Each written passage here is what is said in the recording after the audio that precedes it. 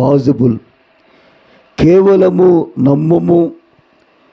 నమ్మువానికి సమస్తము కూడా సాధ్యమని మన యొక్క ప్రభు యొక్క చెప్పిన మాట మనము పాడుకుందాము. Only believe, only believe, all things are possible, only believe.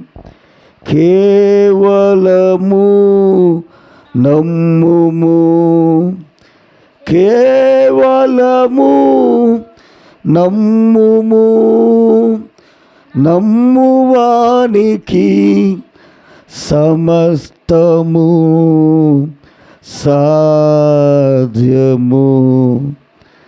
Jesus is here, my Jesus is here, and all things are possible, only believe. Amen. మంచిది. మనము అలాగే లేచి నిలబడి ఉండగా ఈ యొక్క మధ్యాహ్న కాల సమయములో పరిశుద్ధ గ్రంథములో ఉంచి దేవుని యొక్క వాక్యం చదువుకుందాము. అపోస్తలుడైన పౌలు కొరింథీయులకు రాసిన మొదటి పత్రిక 15వ అధ్యాయము 20వ వచనం నుంచి వరుసగా చదువుకుందాము. అపోస్తలుడైన పౌలు కొరింథీయులకు రాసిన మొదటి పత్రిక 15వ అధ్యాయము 20వ వచనం నుంచి వరుసగా చదువుకుందాం. ఇప్పుడైతే నిద్రించిన వారిలో ప్రథమ ఫలముగా క్రీస్తు మృతులలో నుండి లేపబడి ఉన్నాడు. మనుష్యుని ద్వారా మరణము వచ్చెను గనుక మనుష్యుని ద్వారానే మృతుల పునరుద్ధానము కలిగెను. ఆదామునందు అందరూ ఎలాగూ మృతి పొందుచున్నారో అలాగుననే క్రీస్తునందు అందరూ బ్రతికించబడుదురు.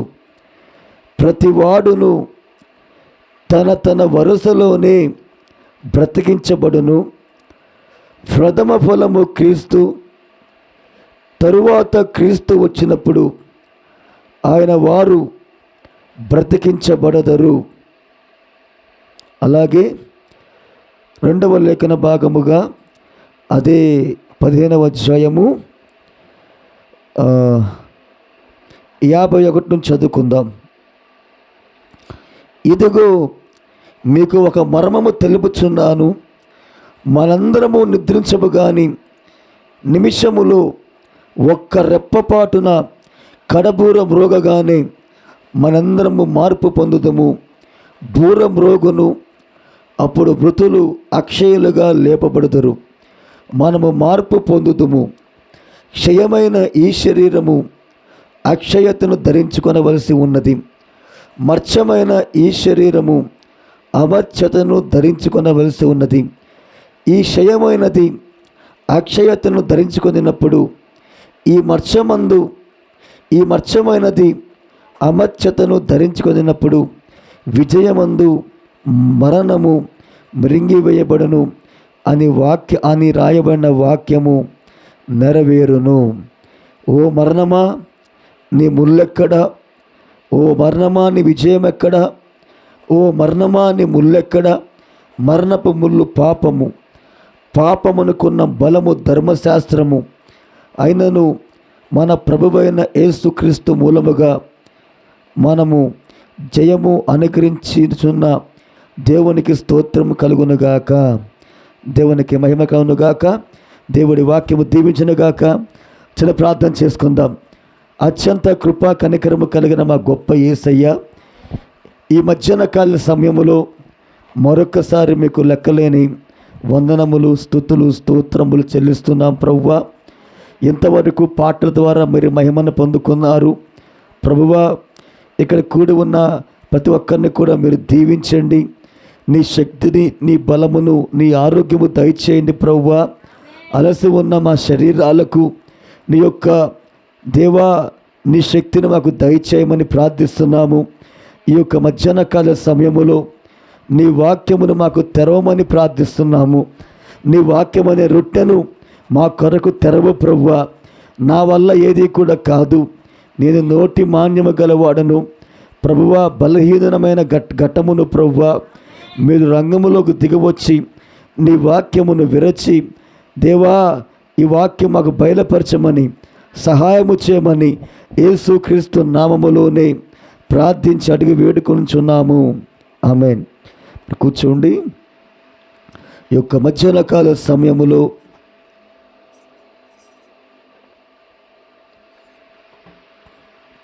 దేవుని యొక్క కృప ద్వారా మరలా మనం ఒక చిన్న మందగా సమకూర్చబడి ఆయనను ఆరాధించేందుకు దేవుడు మనకు ఒక మంచి సమయాన్ని ఇచ్చాడు. ఆయన మరి ఈ యొక్క ఈస్టరు దినాన్ని పురస్కరించుకొని ఈ యొక్క మధ్యాహ్న కాల సమయములో మనం ఒక 45 నిమిషాల పాటు దేవుని యొక్క ఆత్మ నడిపింపు చేత మనము దేవుని యొక్క వాక్యంలోకి వెళ్ళబోతున్నాము. ఎందుకంటే దేవుడు మాత్రమే ఈ వాక్యానికి అనువాదకుడై ఉన్నాడు. ఆయన దేవుడు ఏదైనా చెప్పినప్పుడు, అది జరిగినప్పుడు అదే ఆయన వాక్యానికి అనువాదమని మన ప్రవక్త బోధించాడు ఆయన. కాబట్టి మరి ఈ యొక్క మధ్యాహ్న కాల సమయములో ఒక 45 నిమిషాల పాటు మనము దేవుని యొక్క సహాయము చేత ఈ వాక్యం మనం చూడబోతున్నాము. మరి వాస్తవానికి నిజంగా ఈ యొక్క లేఖనము వర్తమానము కూడా చాలా లోతైనది. మరి ప్రభు యొక్క చిత్తమైతే మరి ఎప్పుడైనా మనం ఒక పాఠ్యాంశముగా దేవుని యొక్క నడిపింపుని బట్టి మన ముందులోకి వెళ్ళొచ్చు. సరే, ఈ మధ్యాహ్న కాల సమయములో ఈ యొక్క ఈస్టర్ యొక్క పర్వదినాన్ని సమర్పించుకొని మనము ఆయన నిద్రించిన వారిలో మొట్టమొదటి ఫలమై ఉన్నాడు ఆయన.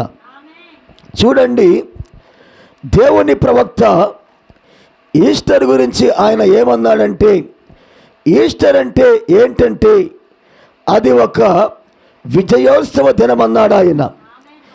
ఈస్టర్ అంటే మరణము మీద అది విజయమది.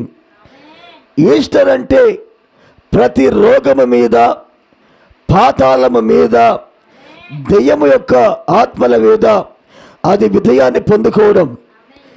దేవుడు పుట్టినప్పుడు మనకు విమోచన రాలేదు, కానీ ఆయన ఎప్పుడైతే ఆయన మరణించి ఆయన 3వ దినాన తిరిగి లేచాడో అప్పుడే ఈ భూమికి లేదా ఈ సృష్టికి పడిపోయిన ఆదాము సంతానమైన మనకు దేవుడు ఆయన విమోచన తీసుకొచ్చాడు. ఆయన మరణములో నుంచి, వ్యాధిలో నుంచి, రోగములో నుంచి, ఆ యొక్క పాతాళములో నుంచి దేవుడు ఈ యొక్క ఈస్టర్ ఆ 3వ రోజున తిరిగి లేచిన ద్వారా మనల్ని దేవుడు ఆయన ఉన్నతమైన స్థలములో తీసుకెళ్ళాడు. ఆయన ఒకప్పుడు ఆదాము అవలు మన పితరులైన ఆదాము అవలు ఏ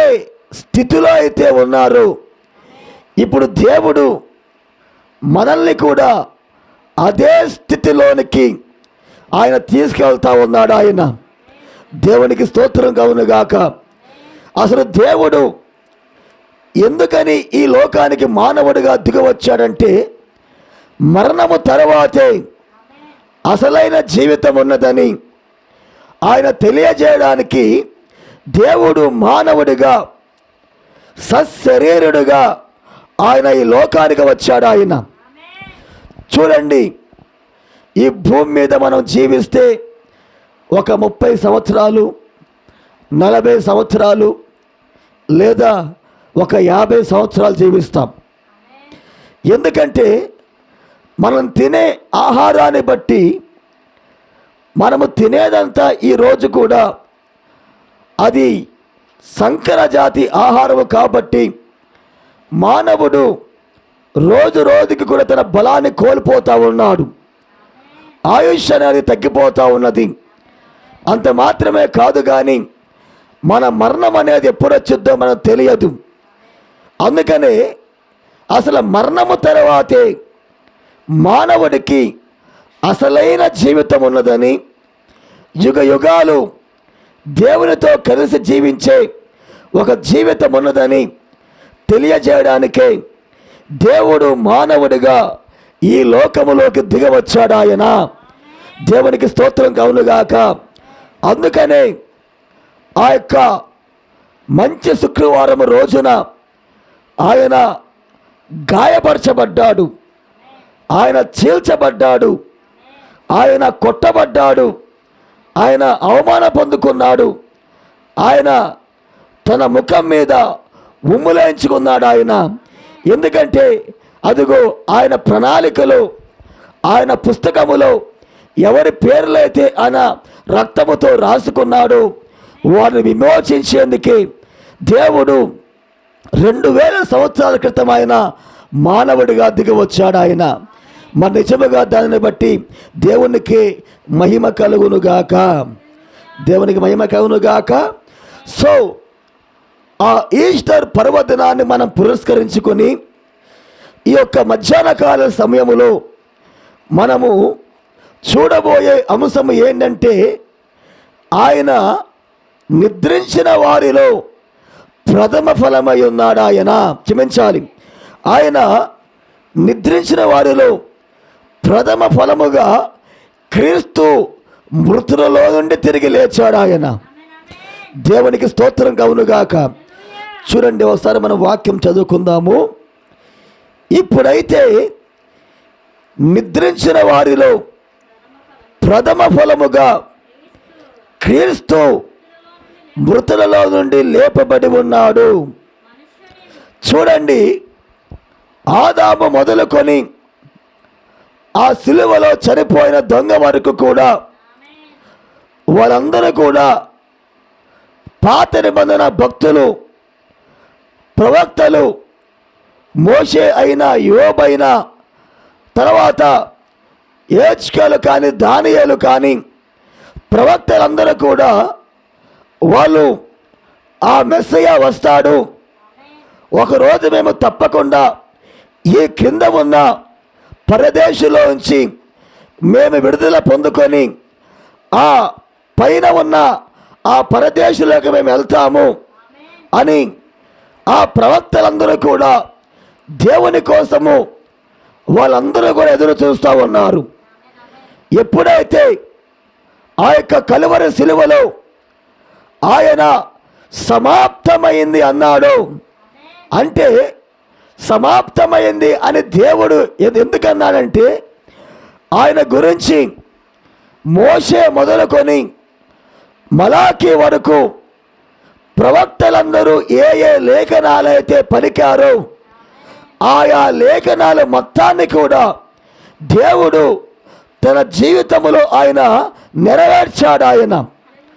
అందుకనే లేఖనాలు మొత్తము కూడా ఆయన జీవితంలో నెరవేర్పు జరిగించాడు. కాబట్టి ఆయన కలువరి సిలువలో సమాప్తమైందని ఆయన బిగ్గరగా కేక వేసి తన ప్రాణమును ఆయన తండ్రికి అప్పచెప్పాడు. ఆయన ఈ రోజులలో ఏదో ఒక రోజున మన వధువైన మనము కూడా, ఆయన కుమారులు కుమార్తెలమైన మనము కూడా దేవుడు ఈరోజు ఈ కాలములో ఆయన వధువుకు ఏ ఏ వాక్యమైతే ఇచ్చాడో మన జీవితాలలో ఆ వాక్యము ద్వారా జీవించాలని, ఆ వాక్య లేఖనాలు మనం జరిగించాలని దేవుడు ఈ కాలములో కేటాయించబడిన ఆ వాక్యములను దేవుడు ఆ వాక్యాలు మనకిచ్చాడు ఆయన.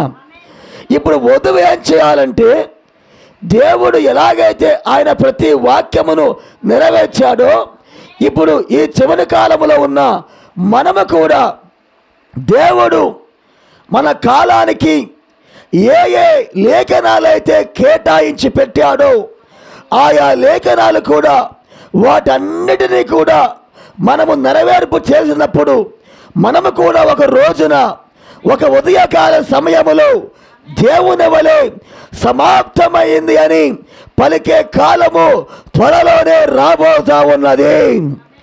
దేవునికి మహిమ కలుగును గాక. కాబట్టి నిద్రించిన భక్తులందరిలోనూ, నిద్రించిన ప్రవక్తలందరిలో కూడా మొట్టమొదటి వాడిగా లేచింది ఎవరంటే ఆ క్రీస్తు ఉన్నాడు. ఆయన చూడండి, దేవునిని ఎవరైతే నమ్మి, ఎవరైతే ఆయన వాళ్ళు జీవించి ఉన్నప్పుడు దేవుని పక్షముగా ఉండి వాళ్ళ జీవితములో దేవుని యొక్క వాక్య ప్రకారముగా జీవిస్తారో వాళ్ళు మరణించరు. కానీ వాక్యము ఏమంటుందంటే వాళ్ళు నిద్రిస్తారు అంటున్నది వాక్యం. అవునా? నిద్ర అంటే అర్థమేంటి అసలు? చూడండి, మనం నిద్రపోతూ ఉన్నప్పుడు ఎవరైనా కానీ శబ్దమైనా, ఎవరైనా పిలిచినా, మనల్ని ఎవరైనా కేకేసినా పిలిచినా మనం ఏం చేస్తామంటే నిద్రలోంచి మేలుకుంటాం. ఈరోజు ఆత్మ సంబంధముగా దేవుని యొక్క కుమారులకు కుమార్తెలకు మరణము అనేది లేదు. వాళ్ళు క్రీస్తులో దేవుని వాక్యములో వాళ్ళు నిద్రిస్తారు. ఈ రోజులలో ఒక రోజున ఆ యొక్క కడవరి బూర ఆ స్వరాన్ని, ఆ బలిష్ఠుడైన దూత స్వరాన్ని మనం ఎప్పుడైతే వింటామో నిద్రించిన మనము ఆ సమాధిలోంచి తప్పకుండా నిద్ర లేచే కాలం అనేది ఒకటి ఉన్నది ఈ కాలములో. అందుకనే బైబిల్ ఏమంటుందంటే దేవుని పిల్లల యొక్క మరణించరు కానీ వాళ్ళు కొంతకాలము వరకు నిద్రిస్తారు. వాళ్ళు దేవుడు పిలిచినప్పుడు తప్పకుండా వాళ్ళు సమాధిలోంచి దేవుని లాగానే వాళ్ళు ఒక రోజున పునరుద్ధానం పొందుకుంటారు. అందుకనే దేవుడు యోహాను సువార్తలో ఏమన్నాడంటే, నా గొర్రెలు నా స్వరాన్ని వింటే వినడం మాత్రమే కాదు కానీ అవి నన్ను వెంబడించడం అన్నాడు ఆయన. కానీ ఎవరైతే దేవుని వాక్య ప్రకారముగా లేరో, ఎవరైతే వారి కాలానికి దేవుడు పంపిన ఆ గడియ వర్తమానమును తోసివేస్తారో వాళ్ళకి కృప అనేది ఉండదు, కానీ వాళ్ళకి తీర్పే ఉంటుంది. కాబట్టి వాళ్ళు మరణిస్తారు. మరణము అంటే అర్థం ఏంటంటే ఎడబాటు, అది ఆత్మీయ మరణం. అది బైబిల్ ఏముందంటే ఆ ఆత్మీయ మరణం అంటే ఏదో కాదు కానీ అదే రెండవ మరణము, అదే అగ్నిగుండమై ఉన్నది. కాబట్టి సర్ప సంతానము, లూసిఫర్ సంతానమేమో వాళ్ళు మరణిస్తారు. దేవుని కుమారులు, దేవుని కుమార్తెలేమో వాళ్ళు నిద్రిస్తారు. దేవుడు వారిని పిలిచినప్పుడు తప్పకుండా ఒక రోజున వాళ్ళు ఆ నిద్రలో ఉంచి పైకి లేస్తారు వాళ్ళు. అందుకనే పౌలు గారు ఏమంటున్నారంటే, ఇప్పుడైతే నిద్రించిన వారిలో ప్రథమ ఫలముగా క్రీస్తు మృతులలో నుండి లేపబడి ఉన్నాడు. మనుషుని ద్వారా మరణము వచ్చును గనుక మనుషుని ద్వారానే మృతుల పునరుద్ధానము కలిగెను. దేవునికి స్తోత్రం కలుగును గాక. మొదటి ఆదాము ఈ సృష్టికి, మానవ జాతికి ఆయన మరణాన్ని తీసుకొచ్చాడు. దేవునికి స్తోత్రం కలుగును గాక. మొదటి ఆదాము ద్వారా ఈ సృష్టికి మానవ జాతికి ఈ యొక్క ప్రతి దానికి కూడా మరణం అనేది వచ్చింది. కానీ దేవుడు ఏం చేశాడంటే ఇప్పుడు పడిపోయిన మానవ జాతిని తిరిగి మరలా విమోచించాలంటే, విమోచన అంటే అర్థం ఏంటంటే, ఉదాహరణకి ఈ వాటర్ బాటిలే ఆదాము అనుకుందాం. ఆదాములో దేవుని కుమారులు కుమార్తెలమైన మనమందరము కూడా ఉన్నాం. హల్లెలూయా. భౌతికముగా ఒక తండ్రిలో కుమారులు కుమార్తెలు ఎలాగైతే ఉంటారో అలాగే ఆత్మ సంబంధముగా ఆదాములో ఆ పుస్తకములో మన కూడా ఉన్నాయి. ఇప్పుడు ఆదాముకి ఒకప్పుడు మరణము లేదు, వ్యాధి లేదు, రోగము లేదు, తలపోటు లేదు, జ్వరము లేదు, ఏదీ లేదు. ఆ స్థితిలో ఉన్నాడు ఆదాము. ఆదాము నిత్య జీవములో ఉన్నాడు. కానీ ఎప్పుడైతే దేవుని యొక్క వాక్యాన్ని దాటాడో అప్పుడు నిత్య జీవములో ఉన్న ఆదాము మరియు అవ్వలు ఏమయ్యారంటే వారు ఆ పై స్థానములో నుంచి మరణములోకి వాళ్ళు పడిపోయారు. ఆదాము స్థానము మరణము కాదు. ఆదాము యొక్క స్థానము, సృష్టి యొక్క అసలు స్థానం ఏంటంటే మరణము లేకుండా జీవించడం. ఇప్పుడు దేవుడు ఏం చేశాడంటే ఆయన విమోచకుడిగా దిగి వచ్చాడు. ఆయన మరలా మరణములో నుంచి ఆదాము ఏ జీవితాన్ని అయితే పోగొట్టుకున్నాడో, ఏ నిత్యత్వాన్ని అయితే ఆదాము పోగొట్టుకున్నాడో, మరలా దేవుని యొక్క ప్రణాళిక ఏంటంటే ఆ మరణములో నుంచి మరలా ఆదాము యొక్క సంతానమును తిరిగి పైకి లేపి ఒకప్పుడు వారు ఏ స్థానములో అయితే ఉన్నారో ఆ స్థానములో వారిని తిరిగి తీసుకొని రావడమే దేవుని యొక్క అనాది ఆలోచన లేదా దేవుని యొక్క ప్రణాళికది.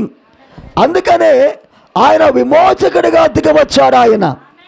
కాబట్టి దూతలు మన కోసం రక్తము చిందించలేరు.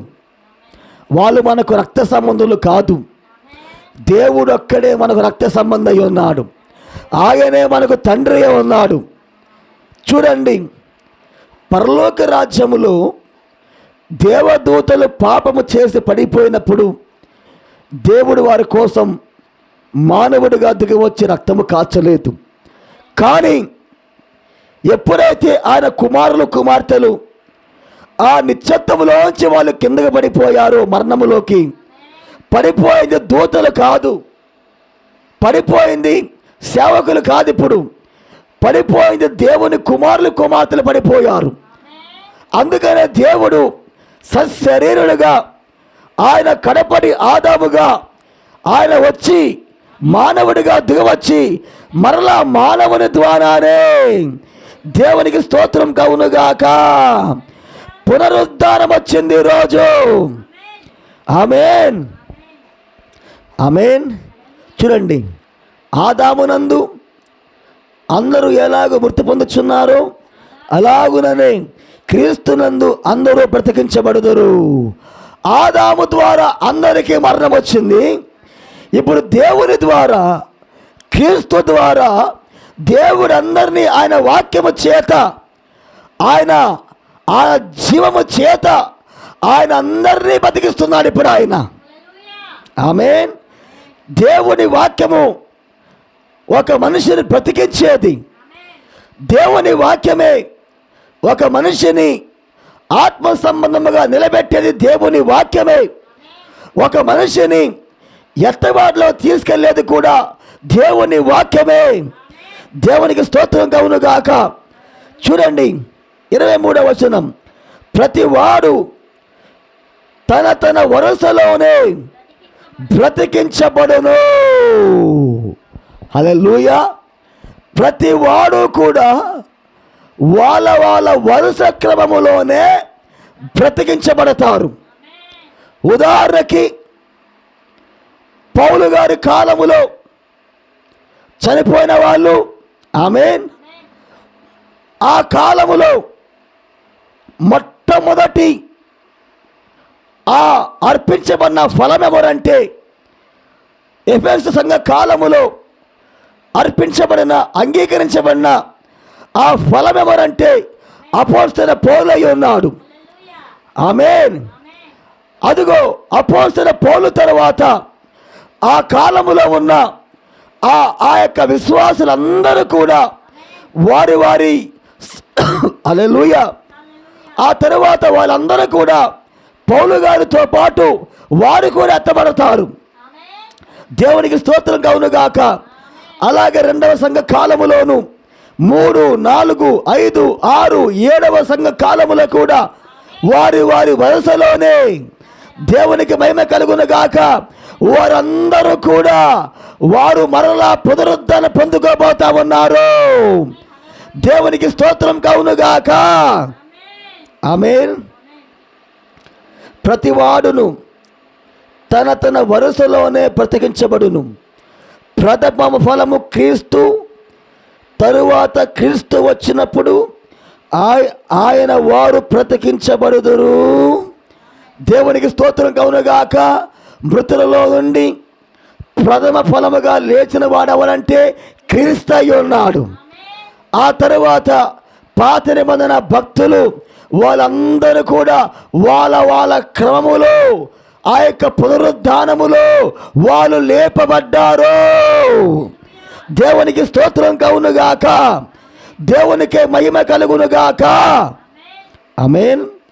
చూడండి, దేవుడు ఈ క్రమాన్ని, ఈ చిత్రాన్ని ఆయన ఛాయగా ఎక్కడ పెట్టాడంటే పాత నిబంధన కాలములో పెట్టాడు ఆయన.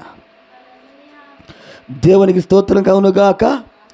ఎందుకంటే పూర్తిగా మనము వాక్యములోకి వెళ్తాకి ఇప్పుడు ఇది ముగించబడే సమయం లేదు. మనం కొన్ని విషయాలు చూద్దాం. లేవి కాండము 23వ అధ్యాయము 9వ వచనం చూద్దాం. Page number 101.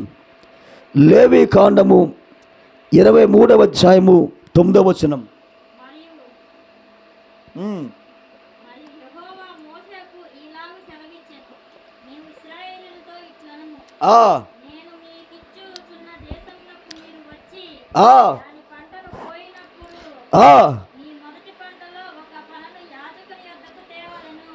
చూడండి, పస్కా పండుగ తరువాత వచ్చేదే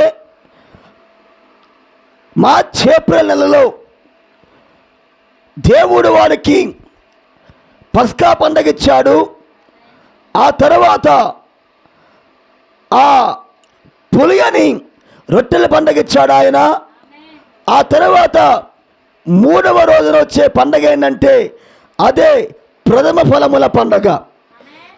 ఈ 3 పండుగలు కూడా యేసు క్రీస్తు యొక్క మొదటి రాకడలో ఆయన నెరవేర్పు జరిగించాడు ఆయన.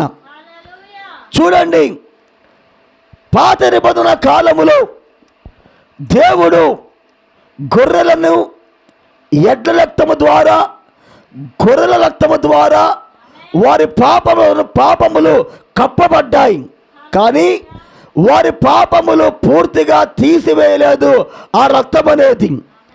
అంటే దేవుడు ఎలా వస్తున్నాడో ఆయన రక్తము చిందించే విధానమును, ఆ యొక్క అర్పణను, ఆ బలిని మొత్తాన్ని కూడా దేవుడు పాత నిబంధన అంతా కూడా ఒక ఛాయా రూపములోను, ఒక నీడగా, ఒక మాదిరిగా ఆయన చూపించుకుంటూ వచ్చాడు ఆయన.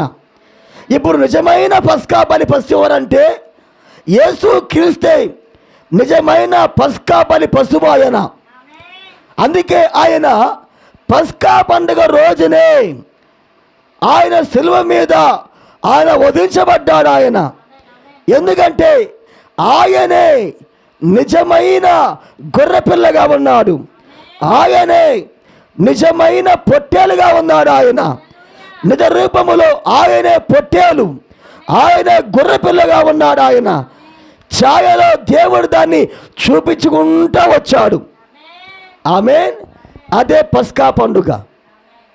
ఆ పస్కా పండుగ తర్వాత వచ్చేదే పులియని రొట్టెల పండుగ. దానిలో పిండి ఈరోజు తయారు చేసిన ఆ పిండితో తయారు చేయబడిన రొట్టె ఆ రోజే తినేయాల, తరువాత రోజుకి అది ఉండకూడదు. దేవునికి స్తోత్రం కలుగునుగాక. అదిగో నోవా కాలముల వర్తమానము నోవా కాలముల వర్తమానమే, మోషే కాల వర్తమానము మోషే కాల పిండది, యేసుక్రీస్తు కాలం యొక్క వర్తమానము అది యేసుక్రీస్తు కాల వర్తమానము. ఇదిగో ఈ గడియ వర్తమానము ఈ గడియ వర్తమానం. అది పులియని పిండిగా ఉండాలి. ఆ రొట్టె పులియకూడదు. ఈ రోజు తయారు చేసిన రొట్టె ఈ రోజే తినేయాలి. దేవుడు నీ కాలానికి ఏ వర్తమానమైతే ఇచ్చాడో, ఏ రొట్టె అయితే ఇచ్చాడో, నువ్వు ఆ కాలములో ఆ రొట్టెను తినాలి. రొట్టె అంటే దేవుని యొక్క వాక్యానికి మాదిరిగా ఉన్నది. హల్లెలూయా. అందుకనే ఆయన శరీరం అనేది కుళ్ళిపోవడానికి వీల్లేదు. అదే పులియని రొట్టెల పండగ. ఆయన శరీరం కుళ్ళిపోదని దావీదు ద్వారా దేవుడు ఆల్రెడీ ప్రవచించాడు ఆయన. కాబట్టి ఈ పులియని రొట్టెల పండుగలో దేవుడు దాన్ని చూపించాడు ఇప్పుడు ఆయన. ఆ తరువాత 3వ రోజు వచ్చే పండగే అదే ప్రథమ ఫలముల పండగ. దేవునికి స్తోత్రం కలుగునుగాక. ఇప్పుడు వాళ్ళు ఎప్పుడైతే ఆ వాగ్దాన దేశానికి వచ్చారో, దేవుడు మోషే ప్రవక్త ద్వారా వాళ్ళకు చట్టాన్ని ఇచ్చాడు ఆయన. ప్రథమ ఫలముల పండగ ద్వారా దేవుడు ఏ విధముగా మృతులలో నుంచి తిరిగి లేస్తాడు, ఆయన 3వ రోజున తిరిగి లేస్తాడని, మృతులలో ప్రథమమైన వాడిగా తిరిగి లెగుస్తాడని దేవుడు ఛాయలు ఆయన పండుగలో, వాళ్ళు ప్రతి సంవత్సరము చేసే పండుగలో ఛాయా రూపములో, నీడ రూపములో దేవుడు మాదిరిగా తరతరముల నుండి వారికి చూపించుకుంటూ వస్తూ ఉన్నాడు ఆయన. అందుకనే మోషేతో దేవుడు ఇలా అంటున్నాడు, మీరు ఆ దేశానికి వచ్చి దాని పంటను కోయినప్పుడు మీ మొదటి పంటలో ఒక పనను యాజకుని వద్దకు తేవాలా. ఇప్పుడు ఆ సంవత్సరం పంట కోసేటప్పుడు వాళ్ళు ఏం చేయాలంటే, ఎకరా పొలములో మొట్టమొదట పరిపక్వమయ్యే కొన్ని పనులు ఉంటాయి. ఇప్పుడు ఆ వ్యక్తి ఏం చేయాలంటే, ఆ వ్యవసాయదారుడు లేదా ఆ రైతు ఏం చేయాలంటే, తన పొలములో పండిన మొట్టమొదటి పంట ఆ పనులు కొన్ని కోసుకొని దేవాలయములో ఉన్న యాజకుని దగ్గరికి వాళ్ళు తీసుకురావాలి. అప్పుడు యాజకుడు ఏం చేస్తారంటే, ఆ పనులు దేవుని యొక్క సన్నిధిలోకి తీసుకొని వెళ్ళి దేవుని యొక్క సన్నిధానములో ఆ పనును ఈ విధముగా అల్లాడిస్తూ ఉంటాడు. అది ఏంటంటే, ఎప్పుడైతే ఆ పొలములో మొట్టమొదట పరిపక్వానికి వచ్చిన పన అల్లాడించబడిందో, అది ఎప్పుడైతే దేవుని యొక్క సన్నిధిలో అల్లాడించబడిందో, ఆ అల్లాడించబడుట ద్వారా మిగతా పన మొత్తము కూడా లేదా మిగతా పంట మొత్తము కూడా దేవుని యొక్క సన్నిధిలో అంగీకరించబడింది అనే దానికి సూచన అది. దేవునికి స్తోత్రం కలుగునుగాక. మరి దేవుడైనా మన కాలములో మొట్టమొదటిగా అంగీకరించబడిన పన ఆయన. మరి దేవుడైనా ఆయన మృతులలో నుంచి ఆయన ప్రథమ ఫలముగా లేచిన పన ఆయన. ఇప్పుడు అందుకనే ఆయన ఎప్పుడైతే తిరిగి లేచాడో, సమాధిలోంచి తిరిగి లేచాడో, ఆయన ఆ మహిమ శరీరముతో ఆయన తిరిగి లేచాడు. ఆయన ఎక్కడికి వెళ్ళాడంటే, ఆయన ఆ పరలోక రాజ్యానికి వెళ్ళాడు. ఆయన ఆ దేవుని సన్నిధిలోకి వెళ్ళాడు. ఆయన దేవుని సన్నిధానములోకి కొనిపోబడ్డాడు. అక్కడ తండ్రి సన్నిధిలో ఆయన అల్లాడించబడ్డాడు. ఆయన దేవుని చేత అంగీకరించబడ్డాడు. అది దేనికి మాదిరి అంటే, అదిగో ఆయన తరువాత వచ్చే మిగతా పంట మొత్తం కూడా అంగీకరించబడింది దేవుని చేత అనే దానికి మాదిరి. దేవుడు దానిని పాత నిబంధన కాలములో ఛాయలో నీడలో ఆయన చాలా స్పష్టంగా చూపించాడు ఆయన. ఆమేన్. మరి ఇప్పుడు మొదటి సంఘ కాలములో మరి మొట్టమొదటి పని ఎవరంటే పౌలు గారు అయి ఉన్నారు. ఆయన దేవుని చేత అంగీకరించబడ్డాడు. ఆయన ఇప్పుడు పౌలు గారు అంగీకరించబడ్డాడంటే దానికి అది దేనికి సూచన అంటే, అదిగో పౌలు గారి వర్తమానము నమ్మి, పౌలు గారి వర్తమాన పట్ల విశ్వాసం ఉంచి, ఆది అపోస్తుల బోధ పట్ల విశ్వాసం ఉంచి ఎవరైతే నిరీక్షణ కలిగి క్రీస్తులో నిద్రించారో వాళ్ళందరూ కూడా దేవుని చేత దేవుని సన్నిధిలో వాళ్ళు అంగీకరించబడ్డారు అనే దానికి అది సూచనగా పౌలు గారు మొట్టమొదట ఆ కాలములో దేవుని చేత అంగీకరించబడిన పనగా ఉన్నాడు ఆయన. ఆమేన్. రెండవ సంఘ కాలములో అంతే, మూడవ సంఘ కాలములో అంతే, 4, 5, 6. ఇప్పుడు మనము 7వ సంఘ కాలములో ఉన్నాం. మరి 7వ సంఘ కాలములో మరి మొట్టమొదటిగా మరి దేవుని యొక్క ఆత్మతో నింపబడిన వ్యక్తి, దేవుని వాక్య ప్రకారంగా జీవించబడిన వ్యక్తి, దేవుని చేత అంగీకరించబడిన వ్యక్తి ఎవరు అంటే, అదుగో ఈ కాలం యొక్క ప్రవక్త, ఈ కాలం యొక్క ప్రవక్త, 7వ దూత, ఆయన ఏలియా, ఆయన మోషే, ఆయన హెజ్కేల్ అయి ఉన్నాడు. అదిగో ఆయన ఇర్మియాగా ఉన్నాడు. ఆయన మలాకీగా ఉన్నాడు. ఆయన దానియేలుగా ఉన్నాడు. ఎవరయ్యా ఆయన అంటే, మన కాలములో మొట్టమొదటగా దేవుని చేత అంగీకరించబడిన పన ఎవరయ్యా అంటే, మన కాలం యొక్క ప్రవక్త, ఆయన పేరే విలియం మారియన్ బ్రహ్మగా ఉన్నాడు. ఇప్పుడు దేవుడు ఆయన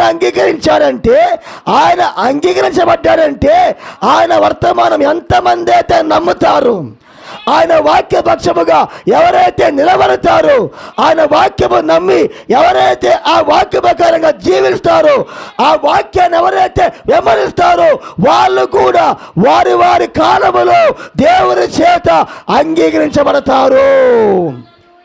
ఆమేన్. అంటే పంట మొత్తము కూడా అంగీకరించబడిద్ది అనే దానికి సూచన. దేవునికి స్తోత్రంగా ఉన్నగాక. చూడండి, మీరు వచ్చి దాని పంటను కోయినప్పుడు మీరు మొదటి పంటలో ఒక పనను యాజకుని వద్దకు తేవలను. యెహోవా మిమ్మును అంగీకరించినట్లు అతడు యెహోవా సన్నిధిని ఆ పనను అల్లాడించబడను. వాళ్ళు అంగీకరించబడాలంటే పన అల్లాడించబడాల. ఇప్పుడు మనం ప్రపంచవ్యాప్తంగా మనం అంగీకరించబడాలంటే క్రీస్తు అల్లాడించబడాల. మన కాలంలో మనము అంగీకరించబడాలంటే మన ప్రవక్త అల్లాడించబడాల దేవుని సన్నిధానములో. ఆయన దేవునికి మహిమ కలుగునుగాక. చూడండి, ఆ పన ఎప్పుడు అల్లాడించబడాలి? దేవుని సన్నిధిలా. ఎప్పుడు పడితే అప్పుడు కాదు. బుధవారం అల్లాడిస్తా, గురువారం దేవాలయాన్ని తీసుకెళ్తా కాదు. విశ్రాంతి దినమునకు మరునాడు. ఆమేన్. విశ్రాంతి దినమునకు మరుదినమున యాజకుడు దానిని అల్లాడింపవలెను. పాత నిబంధన కాలములో విశ్రాంతి దినం ఏంటంటే శనివారం. అంటే చూడండి, అంటే 7వ రోజు తరువాత వచ్చేదే మొట్టమొదటి రోజు ఆదివారం. దేవునికి స్తోత్రం కలుగునుగాక. 7వ రోజు ఏంటంటే శనివారం అది.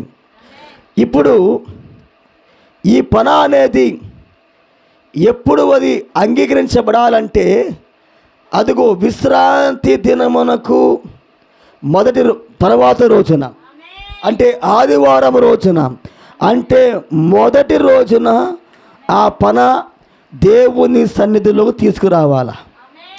దేవునికి స్తోత్రం కలుగునుగాక. అందుకే ప్రవక్త ఏమన్నారంటే, మొదటి రోజంటే ఏదో కాదు కానీ తిరిగి మరలా మనము నిత్యత్వానికి వస్తూ ఉన్నాం. తిరిగి మరలా మనం నిత్యత్వానికి వస్తూ ఉన్నాం. అందుకనే ఆ పన అదిగో ఆదివారం రోజున ఆ పన అల్లాడించబడాలి.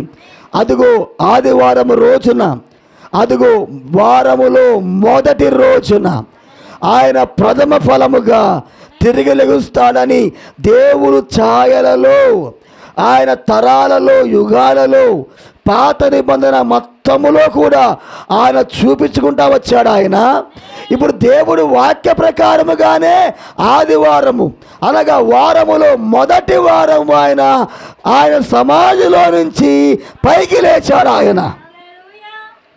ఆమేన్. చూడండి,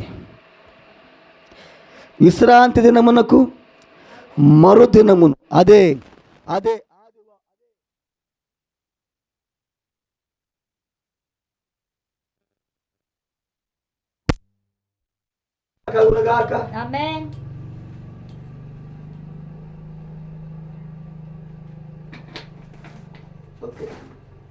ఏం కాదు, కరెంట్ వస్తుంది. దేవునికి మహిమ కలుగునుగాక. ఆమేన్. చూడండి, శనివారము తరువాత వచ్చేదే ఆదివారం. ఆమేన్. వారములో మొదటి రోజు ఏంటంటే ఆదివారం అది. ఆమేన్. అందుకనే ఆయన ఆదివారం రోజున ఆయన ప్రథమ ఫలముగా, అదిగో నిద్రించిన వారిలో ప్రథమ ఫలముగా తిరిగి లేచాడు ఆయన. దేవునికి స్తోత్రం కలుగునుగాక. ఆయన ప్రథమ ఫలముగా అదిగో ప్రథమ పనగా అంగీకరించబడ్డాడు. ఆయన అంగీకరించబడిన తరువాతనే ఆయన పాతాళములో ఆయన పరిశుద్ధ దగ్గరికి వెళ్ళాడు ఆయన. దేవునికి స్తోత్రం కలుగునుగాక. దేవునికి మహిమ కలుగునుగాక. హల్లెలూయా. ఆమేన్. దేవునికి మహిమ కలుగునుగాక. ఆమేన్. అండి, మీరు ఆ పనను అర్పించు దినమున నిర్దోషమైన ఏడాది పొట్టేలును. ఇప్పుడు ఆ బలి అర్పణలో ఏముండాలంటే ఆ పన అర్పించే రోజున, ఆమేన్, అది ఆ బలి అర్పణ, అది ఆరాధన. అది ఇప్పుడు మన ఆరాధనలో కూడా ఏముండాలి? ఆత్మ సంబంధముగా క్రీస్తు ఉండాల. మన ఆరాధనలో వాక్యం ఉండాలా. ఆయన ఎవరంటే ఆయన మగబొట్టేలుగా ఉన్నాడు ఆయన. అదిగో ఆయన ఎవరంటే ఆయన 7 కొమ్ములు కలిగిన ఆయన గొర్రెపిల్లగా ఉన్నాడు ఆయన. ఇప్పుడు ఈ కాలములో మన ఆరాధనలో కూడా దేవుడు ఉండాలా. మన యొక్క ప్రసంగాలలో వాక్య బయలుపాటు ఉండాలా. మన సంఘములో దేవుడు ఉండాలా. సభ్యులు ఉన్నా లేకపోయినా కానీ తప్పకుండా మన సంఘములో, మన ఆరాధనలో క్రీస్తు ఉండాలా. అదిగో పాత నిబంధన కాలములో దేవుడు దానిని ఛాయగా చూపిస్తా ఉన్నాడు ఆయన. మీరు ఆ పనును అర్పించే దినమున నిర్దోషమైన ఏడాది పొట్టేలును యెహోవాకు దహన బలిగా అర్పించవలెను. దాని నైవేద్యము నూనెతో కలిపిన, ఆమేన్, 2/10 వంతుల గోధుమ పిండి. ఇప్పుడు నూనె ఉండాలి, మరి గోధుమ పిండి కూడా ఉండాలా. ఇప్పుడు అర్పణలో ఏముండాలంటే, దేవునికి మహిమ కలుగునగాక,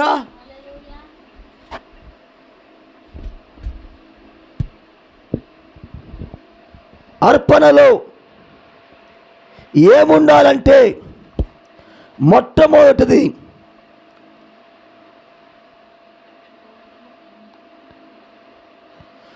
గొర్రె పిల్ల ఉండాల.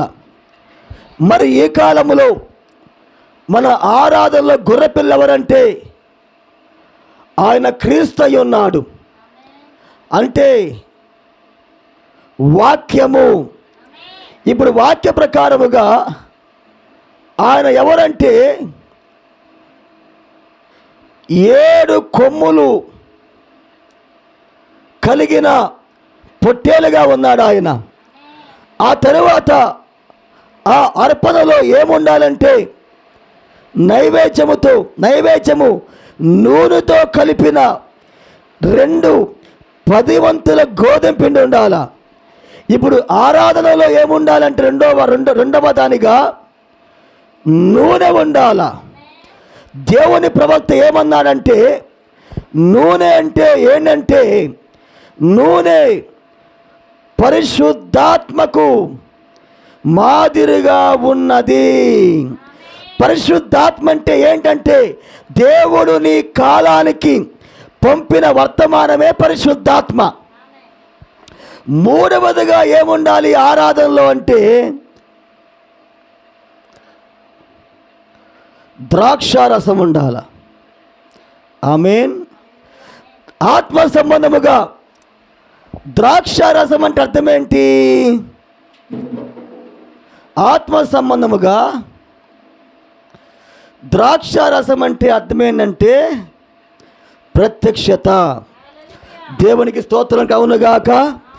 ఇప్పుడు ఆరాధనలో ఏముండాలంటే గొర్రెపిల్ల ఉండాలా, అంటే వాక్యం ఉండాలా, ఆమేన్, క్రీస్తు ఉండాలి, తర్వాత నూనె ఉండాలా. నూనె అంటే అండి దేవుడు నీ కాలానికి పంపిన వర్తమానమే పరిశుద్ధాత్మ, అదే నూనెగా ఉన్నది. ఆ తర్వాత మన సంఘములో మన ఆరాధనలో ఏముండాలంటే ద్రాక్షరసం ఉండాలి. ద్రాక్షరసం అంటే ప్రవక్త ఏమని అన్నాడంటే అదిగో ప్రత్యక్షత, అదిగో ఉత్తేజము ద్వారా కలిగే ఆనందం అన్నాడు ఆయన.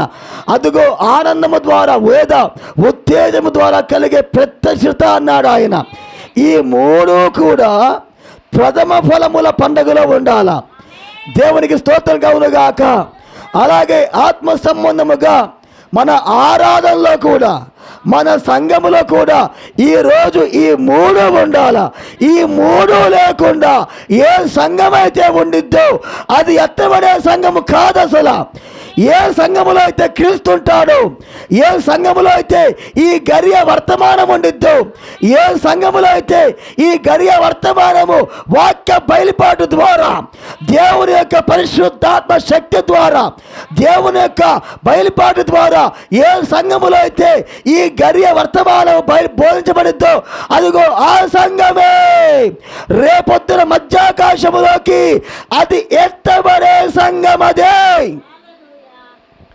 ఈ 3 గనుక ఆరాధనలో లేకపోతే ఎత్తబాటు లేదు. అసలు అది సంఘమే కాదు, అసలు సభ్యులు కాదు ముఖ్యం. ఈ 3 ఉండాల. సభ్యులు 1000 మంది ఉండి, సభ్యులు 2000 మంది ఉండి వాక్యం లేకపోతే ఏం లాభం? నూనె లేకపోతే ఏం లాభం? పరిశుద్ధాత్మ ద్రాక్షరసం లేకపోతే ఏం లాభం? ఈ 3 ఉండాల.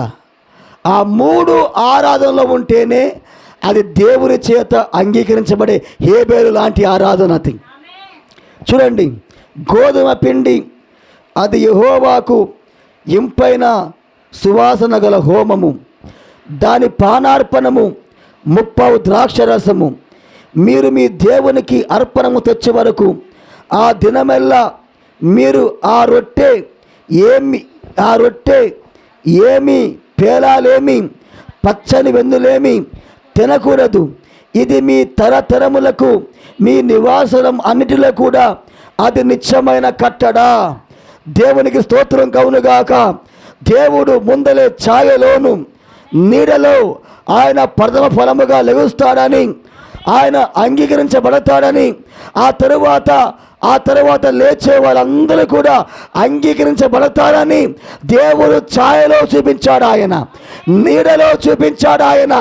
ఇప్పుడు దేవుని కృప ద్వారా మనము కూడా ఈ కాలములో ఆయన చేత అంగీకరించబడేవారుగా ఉన్నాం ఈరోజు. ఆమేన్.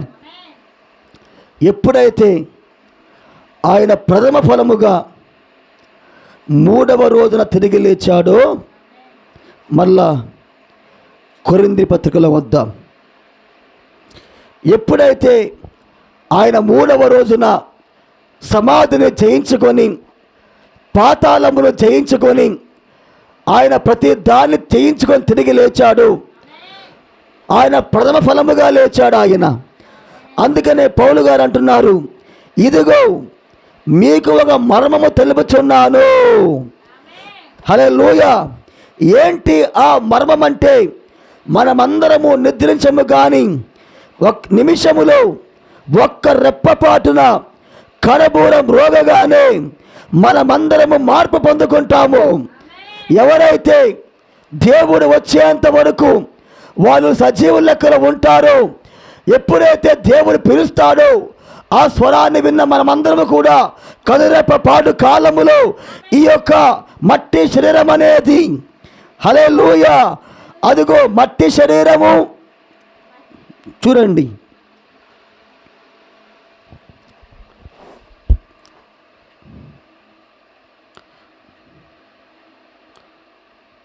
మనం ఇప్పుడు మట్టి శరీరములో ఉన్నాం. మట్టి శరీరము ప్లస్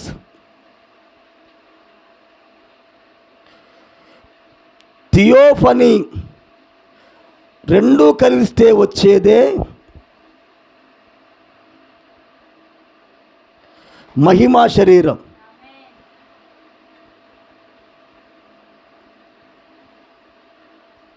ఆమేన్. ఇప్పుడు ఈ మట్టి శరీరం ఏం తెలుసుకున్నదంటే, థియోఫనీ వచ్చి దీనిని థియోఫనీ చేత ఈ మట్టి శరీరం మింగివేయబడిద్ది. అప్పుడు ఎప్పుడైతే థియోఫనీ వచ్చిందో అప్పుడు ఈ శరీరమే మహిమా శరీరముగా మారుద్ది. ఇప్పుడు మహిమా శరీరములో రక్తం ఉండదు అక్కడ. దేవునికి స్తోత్రం కలుగును గాక. అదే పౌలు గారు రాస్తా ఉన్నారు, ఒక రెప్పపాటు కాలమున కడబూరం రోగగానే మనమందరము మార్పు పొందుదము. బూరం రోగును అప్పుడు మృతులు అక్షయులుగా లేపబడుదురు. అక్షయత అంటే అర్థం ఏంటి? మరణము లేకపోవటం. క్షయత అంటే నాశనం అయిపోయేది. హల్లెలూయా, ఆమేన్. మనము మార్పు పొందుదము. క్షయమైన ఈ శరీరము ఆ అక్షయతను ధరించుకునవలసి ఉన్నది. మచ్చమైన ఈ శరీరము అదిగో అదే వాక్య థియోఫనీ అమర్చతను ధరించుకునవలసి ఉన్నది. ఈ క్షయమైనది అక్షయతను ధరించుకున్నప్పుడు ఈ మత్స్యమైనది అమర్చమైనది ధరించుకున్నప్పుడు విజయమందు మరణము మృంగివేయబడును అని రాయబడిన వాక్యము నెరవేరును. ఒక రోజున మనము కూడా ఆయన ఏ విధముగా అయితే ఆయన పునరుద్ధానుగా తిరిగి లేచాడు, మనము కూడా ఒక రోజున మహిమా శరీరముతో ఆ యొక్క అక్షయమైన అమర్చమైన శరీరముతో మనము కూడా ఆయన కృప ద్వారా సమాధిలో నుంచి సమాధిని జయించుకొని మనము కూడా పునరుద్ధానులుగా తిరిగి లేవబోతా ఉన్నాం. దానికి ముంగుర్తే ఆయన పునరుద్ధానుగా తిరిగి లేవడం. దేవునికి స్తోత్రం కలుగును గాక. ఆమేన్. చూడండి, అప్పుడు ఏమంటున్నాడంటే, ఓ మరణమా నీ విజయం ఎక్కడా? ఓ మరణమా నీ ముళ్ళెక్కడా? మరణపు ముళ్ళు పాపము, పాపమునకున్న బలము ధర్మశాస్త్రము. దేవుడు ఆ మరణానికి ఉన్న ముళ్ళను దేవుడు విడిచిపారేశాడు ఆయన. అందుకనే ప్రవక్త అంటాడు, తేనెటీగ కంట ఒక్కటే ముళ్ళు ఉంటుంది, అది గీయని శబ్దం చేసుకుంటా ఎప్పుడైతే మనల్ని కుట్టిద్దో అప్పుడు దాని ముళ్ళు మన శరీరములో ఇరికిపోయింది. అంటే ఇక్కడ తర్వాత దానికి గుచ్చే ముళ్ళు లేదు. ఇప్పుడు మరణం అనే తేనెటీగ కూడా ఎవరిని గుచ్చకూడదు, ఆయనే గుచ్చింది ఆ ముళ్ళు. దేవునికి స్తోత్రం కలుగును గాక. వాడు లూసిఫరు. ఆ భయంకరమైన మరణం అనేది వాడు గీంకరించుకుంటా వెళ్ళి ఆ విమోచకుణ్ణి, ఆ మానవ శరీరంలో ఉన్న దేవుణ్ణి వాడు తన ముళ్ళు పెట్టి గుచ్చాడు. వాడు అనుకున్నాడు, నేను ముళ్ళు పెట్టి, మరణమనే ముళ్ళు పెట్టి ప్రతి ప్రవక్తను చంపేశాను, ప్రతి భక్తుని చంపేశాను, ఇక ఈయన కూడా నేను గుచ్చాను కాబట్టి ఈయన కూడా మరణం చచ్చిపోతాడని వాడు అనుకున్నాడు. కానీ దేవుడు ఏం చేశాడంటే ఆ మరణం యొక్క ముళ్ళును ఆయన విరిచి పారేశాడు. ఆయన ఇప్పుడు దోషిపరికి సాతానికి ఆ మరణానికి శక్తి లేదు. వాడు శక్తిహీనుడిగా మారిపోయాడు. ఇప్పుడు వాడు దేవునికి స్తోత్రం కలుగుగాక. ఎందుకంటే మరణం అనే ముళ్ళు దేవుడు విరిచి పారేశాడు ఆయన. అందుకనే పౌలు గారు ఏమంటున్నారంటే, ఓ మరణమా నీ విజయం ఎక్కడా, ఓ మరణమా నీ ముళ్ళెక్కడా, మరణానికి ఉన్న ముళ్ళను దేవుడు విరిచి పారేశాడు ఆయన. అందుకని ఈరోజు ఆయన కృపను బట్టి మనము కూడా ఒక రోజున శరీర మార్పును పొందగోబోతా ఉన్నాం. దేవునికి మహిమ కలుగునుగాక. అందుకని ఆయన వాక్యం, తండ్రి చెప్పిన వాక్యాలు మొత్తము నెరవేర్చాడు కాబట్టి ఆయన మరణములోంచి తిరిగి లేచాడు ఆయన. ఇప్పుడు మనము కూడా ఈ కాలములో దేవుడు ఏ వర్తమానమైతే మనకిచ్చాడో, ఏ లేఖనాలైతే మనము పాటించాలి అని, మనము చెయ్యాలి అని దేవుడు మనకు వాక్యం ఇచ్చాడు, ఆ వాక్యమును మనము నెరవేర్పు చేసినప్పుడే మనము కూడా ఆయన వలె ఆ సమాధిలోంచి ఒకరోజు పైకి లెగుస్తాము. అదే పునరుద్ధానం, అదే దేవుడు మనకు కేటాయించిన 5వ ఎత్తబాటది. కృప ద్వారా ఎత్తబడుట. మన క్రియలు కాదు, మన భక్తి కాదు, ఏది కూడా కాదు, కానీ దేవుని కృప ద్వారా ఒకరోజు మనము ఉదయకాలము 6 గంటలు మొదలుకొని 9 గంటల లోపల ఆయన కృప ద్వారా మనము ఎత్తబడబోతా ఉన్నాం. దేవునికి స్తోత్రం కలుగుగాక. కాబట్టి ఆయన ప్రతి దానిని సూచనగా, ఆయన ఛాయగా పాత నిబంధన గ్రంథములో రాయించి పెట్టాడు ఆయన. నిజంగా ప్రవక్త అద్భుతముగా ఆయన బోధించాడు వర్తమానం గురించి. ఎందుకంటే మనకు సమయం లేదు కాబట్టి, అందుకే మనం క్లుప్తంగా దేవుని యొక్క కృపను బట్టి ఆ యొక్క ప్రథమ ఫలముగా మృతుల్లోంచి తిరిగి లేచాడు ఆయన.